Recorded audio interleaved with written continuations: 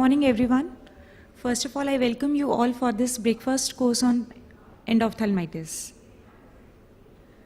Cataract surgery is the most common surgery which is being performed worldwide, and we are used to see a white eye next day with 6/6 and N6 vision. But it is not uncommon that we encounter a certain amount of inflammation on day post-op 1, and the challenge here is to differentiate whether it is a sterile or infected. The inflammation can occur in these 4 scenarios. Now coming to the first scenario, when we know that the patient had a long duration of surgery than the routine time, that is in grade 5 cataracts, or we are needing extra steps like using a CTR ring or iris hooks, in such cases the more than expected inflammation can be expected.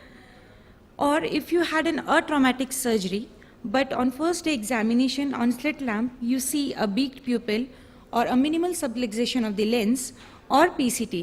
This speaks of that there was a traumatic surgery and minimal inflammation is expected.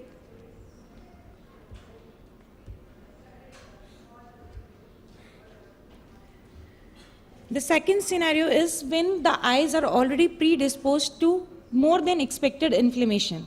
That occurs in a congenital cataract or a traumatic cataract, or you have operated on an eye with healed uveitis, patient with Fuchs iridocyclitis, or a patient with history of rheumatoid arthritis. Up to 20% of all the cataracts we perform is on diabetic eye, and 10% severe fibrinous reaction is seen in these diabetic eyes. But the challenge is to differentiate it from endophthalmitis, as these eyes are also more prone for endophthalmitis. But the real challenge what we face is if we had a traumatic surgery in a non-predisposed eye, whether this inflammation is sterile, that is TASS, or infective. TASS, as we all know, occurs because of a non-infectious substance which enters into the anterior chamber, causing the toxic damage. To differentiate it from endophthalmitis, it is early in onset.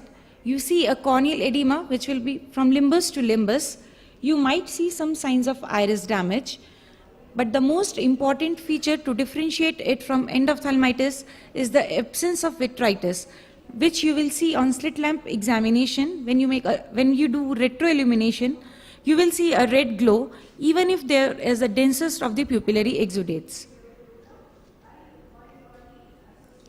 But yes, there occurs some sight-threatening complications of TASS if not treated, that is permanent corneal decompensation, intractable glaucoma, and cystoid macular edema, leading to permanent loss of vision. Now coming to how to evaluate such cases.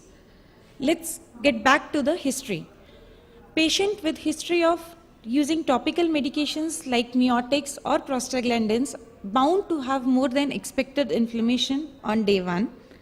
Arthritis, more chances of endophthalmitis. Dermatitis, infectious in nature.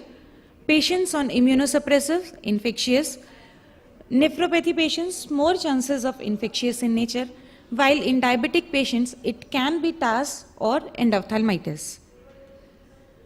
Now coming to our classical teaching, that endophthalmitis presents with 3 cardinal symptoms of blurred vision, pain, and hypopyon.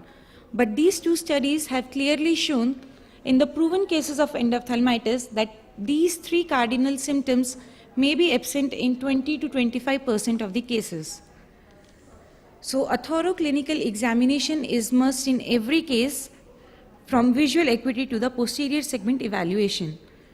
Visual acuity is must not only because of the medico-legal point of view, but also it helps in guiding us the treatment part. On slit lamp examination, if you see stye or a dry eye, the more chances that the etiology is infective. Wound leak or wound infiltration or the suture abscess on slit lamp examination speaks of endophthalmitis, while if you say vitreous in the wound, that speaks of the traumatic surgery, so more in favor of TASS. In this picture, if you see the first picture, the limbus to limbus corneal edema is in more in favor of TASS, while the other pictures which are shown here, the ring infiltrates or the complete corneal involvement is seen in endophthalmitis. Anterior chamber grading is to be done according to the sun grading system. Pupillary reaction is to be noted in every case, but usually it is masked because of the exudates or the use of the mydriatics. Decentered IOL or iris fixated or sulcus fixated IOLs speaks of the traumatic surgery.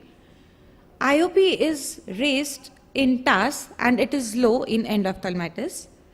Posterior segment evaluation is to be done only by using indirect ophthalmoscope, and this grading is done depending upon the visibility of the retinal details. In case of opacities or the hazy media, B-scan is done to see the involvement of the vitreous and the other structures. In this patient, when the B-scan was done on lower gain, the vitreous was clear, but when the gain was raised, it shows the moderate opacities, and so the importance of doing B-scan only on the higher gains. These three patients were referred to us as a case of endophthalmitis, but B-scan helped us in reaching the diagnosis. The first case was of nucleus drop. The second, in which there was IOL reverbs were seen on the B-scan. In the third case, it was both the nucleus and the IOL drop. The simple vitrectomy with removal of the nucleus and the IOL helps us in attaining the vision of 6/6 in these patients without any use of intravitreals. Choroidal detachment on B scan speaks of bad prognosis. If you see inflammation of ocular coats or the T sign is a sign of panophthalmitis. Now coming to the management part. Even after the detailed history or examination, sometimes we are not sure whether it is TASS or endophthalmitis. If not sure, just increase the frequency of the topical steroids and antibiotics and do a repeat evaluation 4 to 6 hours later. If you are still in doubt or if you see the worsening, then you should treat that case as infective case. Aqueous tap or vitreous tap is to be done in all the cases, in all the suspected cases, and it is to be followed by the injection of intravitreal antibiotics. Whether you do the aqueous tap or a vitreous tap depends upon the ease and the availability of the vitreoretinal surgeon. But yes, the limitation of aqueous tap is that the isolation rate is less than 30%, while with the vitreous tap, the isolation rate is around 60%. But vitreous tap is never to be done by using a syringe and a needle. It is to be always done in the OT by using a vitreous cutter. As a VA surgeon, we always do a complete vitrectomy and send the sample and is used as a diagnostic and a therapeutic procedure. After obtaining the sample, you have to send the sample for microbiological study. PCR has advantage of increased isolation rate, but its limitation is the non-availability in all the centers. The antibiotic sensitivity is not possible and chances of high false positive cases. Negative cultures are seen in fastidious organisms or insufficient sampling, while we need to repeat the culture if we are suspecting fungus or the contaminants, or if there is poor clinical response despite the use of the best antibiotics. If needed, repeat intravitreal injections are to be given only after 48 to 72 hours. This is a chart of various intravitreal drugs which are used with the dosing. To summarize, inflammation is a real-time emergency and thorough clinical and medical history is to be evaluated. B-scan in cases of hazy media should be done. If you are suspecting TASS, increase the frequency of topical steroids and antiglaucomas, and if in doubt, obtain a vitreous sample with intravitreal antibiotics, and if planning a vitrectomy, it should be complete. Thank you.